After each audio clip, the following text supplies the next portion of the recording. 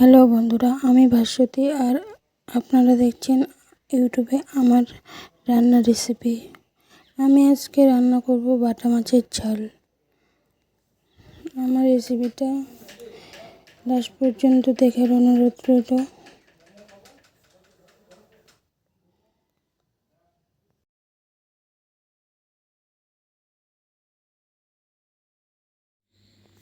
বাটা মাছের ঝাল করার জন্য আমি এখানে নিয়েছি বাটা মাছ 7-8 পিসের মতো। নিয়ে আমি মাছগুলোকে লবণ, হলুদ, একটু তেল দিয়ে মাখবো। মেখে আমি রেখে দিব 5-10 মিনিটের মতো।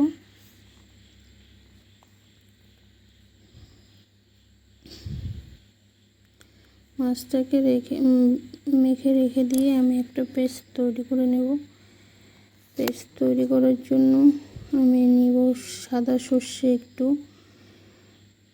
পোস্ত, আর একটুখানি আদা, আর কয়েকটা কাঁচা লঙ্কা দিয়ে একটু লবণ দিয়ে আমি পেস্ট করব। কারণ সর্ষে তো তিতে হয়ে যায়, লবণ দিলে একটু তিতেটা কেটে যায়, তাই আমি লবণ দিয়ে পেস্ট করে নিলাম। তারপরে মাছটা রান্না করার জন্য আমি এখানে কড়াই বসিয়ে দিয়েছি।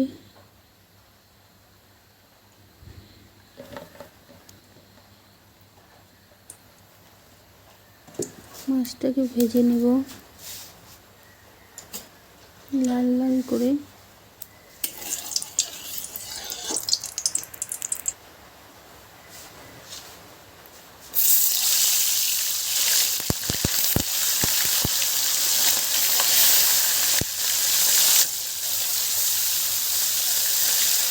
মাছটাকে লাল লাল করে ভেজে তুলে নেব। আর আমার রান্নাটা যদি দেখে আপনাদের ভালো লাগে তাহলে লাইক, কমেন্ট, শেয়ার করে দেবেন। আর আমার রান্নার রেসিপিটা দেখে আপনিও বাড়িতে ট্রাই করবেন।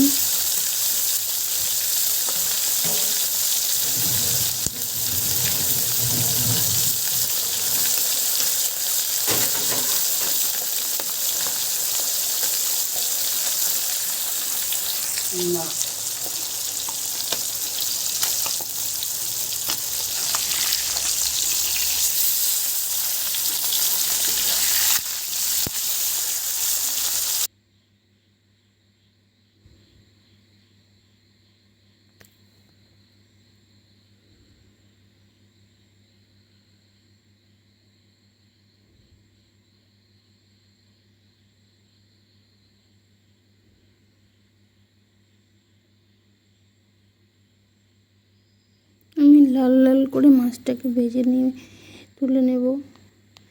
তারপরে কড়াইয়ে দেব একটু কালো জিরে।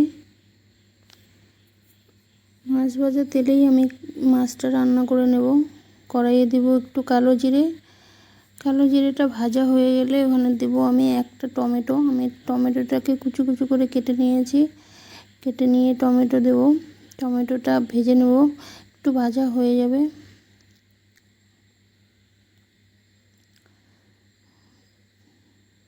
টমেটোটা তাড়াতাড়ি ভাজা হওয়ার জন্য এখানে একটু লবণ আর একটু হলুদ দিয়ে দেবো আমি।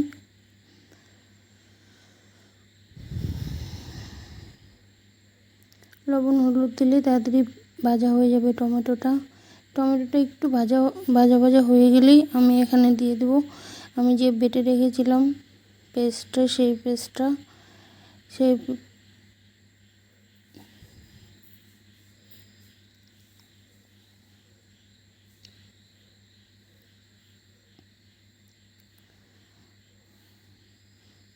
ভালো করে কষাতে হবে। আর এখানে দিয়ে দেবো একটু জিরে গুঁড়ো, একটু ধনিয়া গুঁড়ো, আর একটু লঙ্কা গুঁড়ো দিয়ে আমি ভালো করে মশলাটাকে কষাবো যতক্ষণ না তেলটা ছাড়বে। আবার শসা বেশি ভাজতেও তিতা হয়ে যায়, তাই একটু একটু তেল ছাড়তেই আমি জল দিয়ে দেবো মাছের জন্য। জলের জন্য জল দিয়ে দেবো।